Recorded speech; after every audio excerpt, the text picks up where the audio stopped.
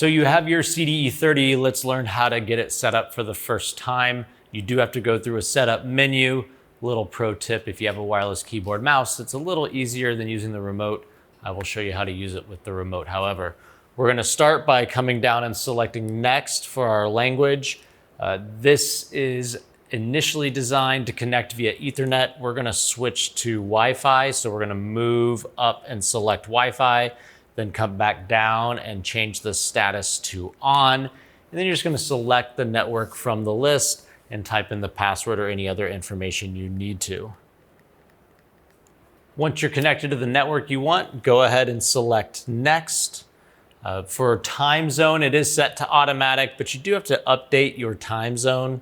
So we're just gonna switch it here to Pacific, and then we'll scroll back down, choose the next option.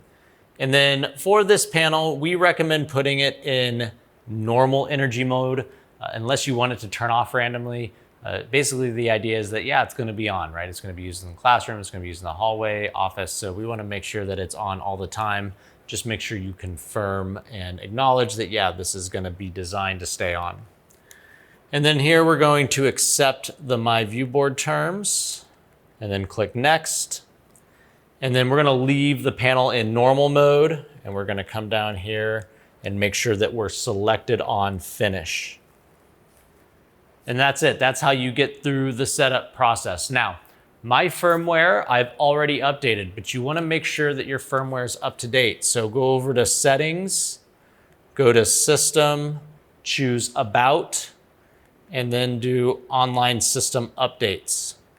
You'll see here that you can click the check button. If it says no updates, you're good to go. But if it has an update, let it go ahead and download that and install the update. Especially if you're looking at your panel and you're wondering, mine doesn't look like Dan's. That's probably because you've not run a firmware update. As I've mentioned multiple times, I'm using the remote to navigate through everything. This is important because as you're going through things like apps, like in the settings, if you ever want to get back to the home screen, you're going to notice that there is a home button next to the directional pad. And so the remote is really important for being able to navigate it since the panel does not have touch.